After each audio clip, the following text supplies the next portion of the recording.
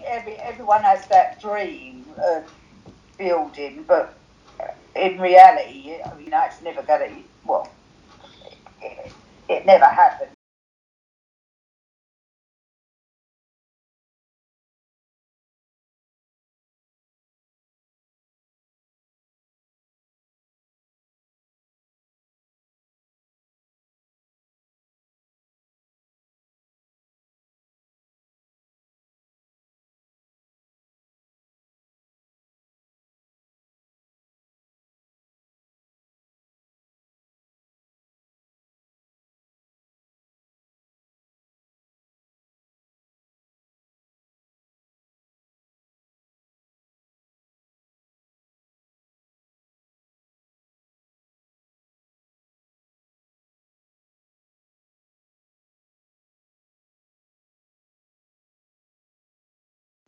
We all lived along the Thames, east from London, in Essex, our whole lives.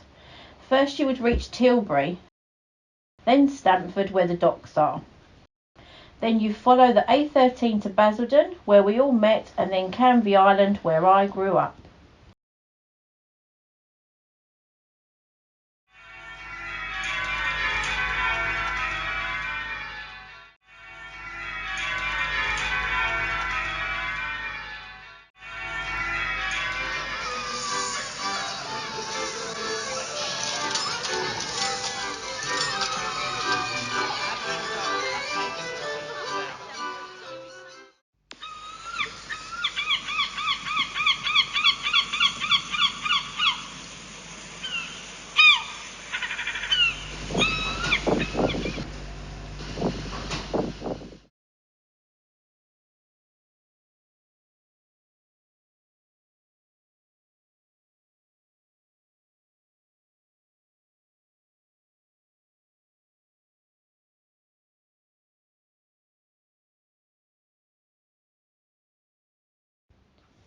I remember walking along the seafront with my dad, container ships passing by, the salty smell and the seagulls flying overhead. My first job was at an amusement park. I worked in the ferry school, and that's where I met you. I stopped my training at the local nursery and moved out of my parents.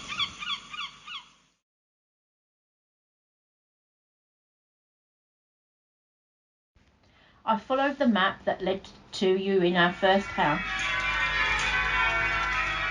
We didn't move far, just a bit further down the river, where there were good train connections for you to get to work and lots of parks and things to do.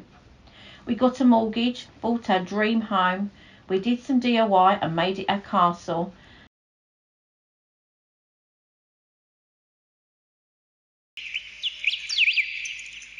I loved our big garden and the kids loved playing in it too.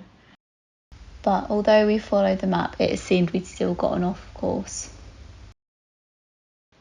Seeing that you owned the house, me and the kids moved out. I tried to get some financial help, but it wasn't important to them that we were going to be homeless in a week.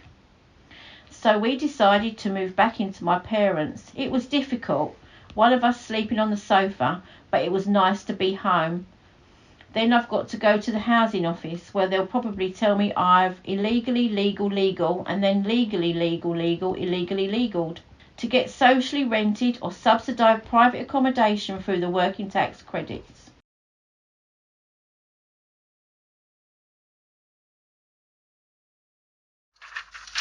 Walking into the office made me feel like a criminal, and all this paperwork is like having an extra job to get through all the jargon.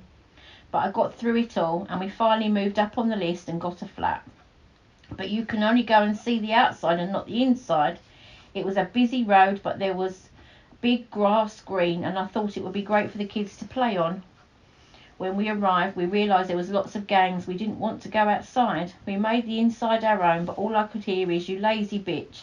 You just want to get the government to wipe your arse and get all the handouts from taxes," and it never took away the sense that it could all vanish overnight again.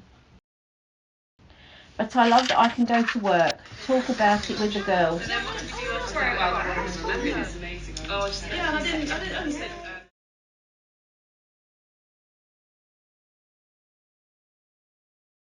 Lots of them in the same situation, and give each other good advice. At work, it's the only time I don't feel like a mum. We have a laugh, working together and focus on getting the job done. We talk about getting better housing, but I couldn't move far from my parents because I rely on them picking up the kids after school, and I can get home in the evenings from work, help with the homework, do bath time, which I love.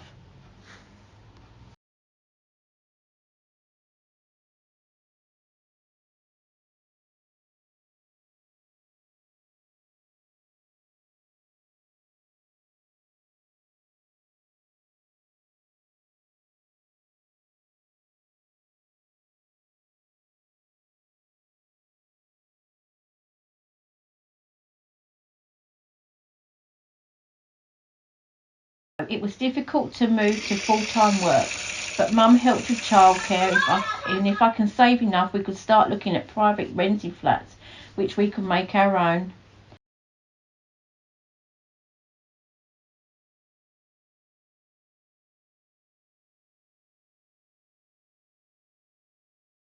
The kitchen looked onto the dining room, so I could cook and help with homework, and the girls shared a room, but we had our own garden.